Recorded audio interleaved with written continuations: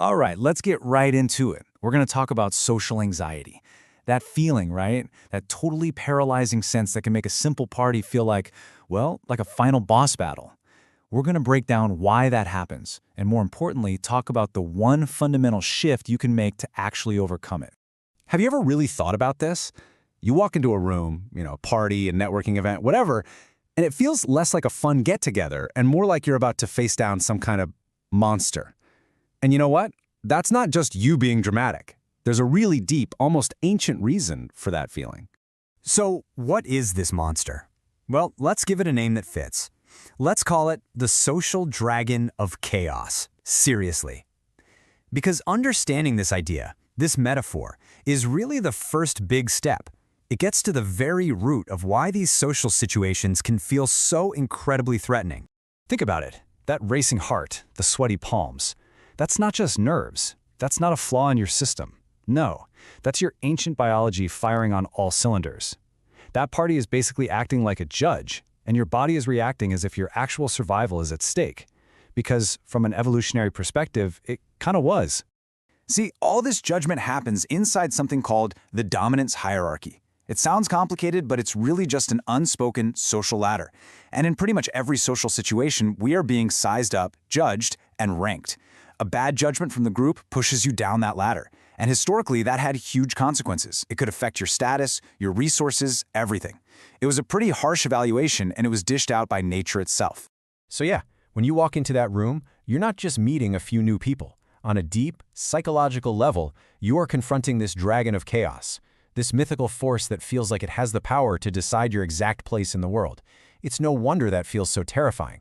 And what does this external dragon do? It creates this incredibly powerful internal effect, a kind of prison, a prison of self-focus. The moment we feel that threat, our attention just collapses inward and bam, we're trapped in this spiraling loop inside our own heads. Sound familiar? It's that constant, relentless inner voice, right? What are they thinking of me? Oh man, I probably look so stupid. I'm so awkward. I can't believe I'm sweating this much. It's all about me, me. How I look, how I sound, how I feel. You're so busy being your own warden and critic that you're not even in the room anymore. And here is the real trap. You can't just command yourself to stop. If you tell yourself, okay, stop thinking about yourself, it just makes you think about yourself more. It's that classic problem, right? Don't think of a white elephant, and what's the only thing you can picture? A big white elephant. It's a strategy that's just completely doomed from the start. So, if you can't fight this battle inside your own head, what's the move? Well, the solution lies in something you already have, something incredibly powerful. Let's call it the power of the I. The way out is not to double down and try to fix things inside your mind. The solution is a simple, deliberate action in the total opposite direction. You have to push your attention outward, away from yourself, and onto the world and the people around you. And here's how you do it. It's so practical. You literally just look at other people. Stop staring at the floor, stop staring into your drink, watch them, and actually listen to what they're saying, not to the crazy conversation happening in your head. When you do this, you push your attention outward, and then something kind of magical happens. See, by watching and listening to other people, you're gathering data, real-time information. You see their facial expressions, you hear their tone of voice, and you start to get a sense of what they're actually thinking. And once you have that info, all of your built-in automatic social skills, the ones you thought you didn't even have, they just kick in. You stop feeling so awkward because you're not guessing anymore. You're actually responding to reality.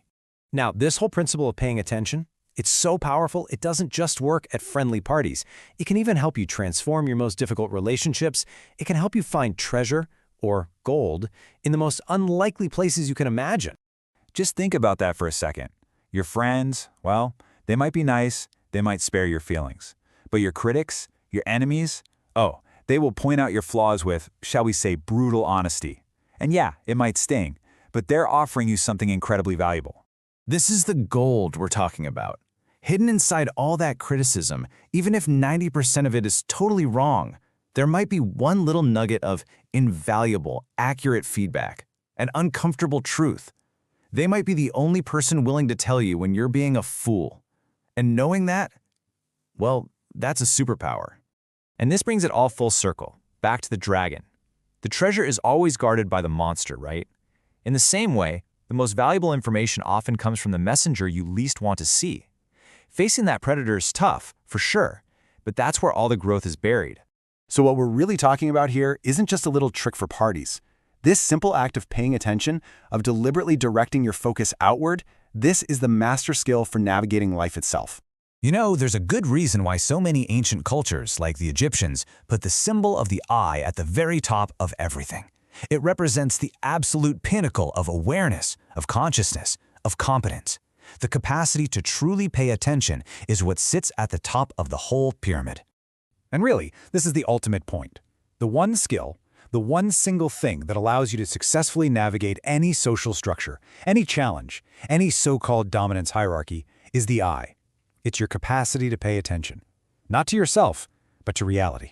It is the key that unlocks pretty much everything else. So I'll just leave you with this to chew on. We know the most valuable gold is hidden in the very place we're most afraid to look, whether that's a crowded room or a difficult, honest conversation. The only question left is, where are you going to direct your attention next?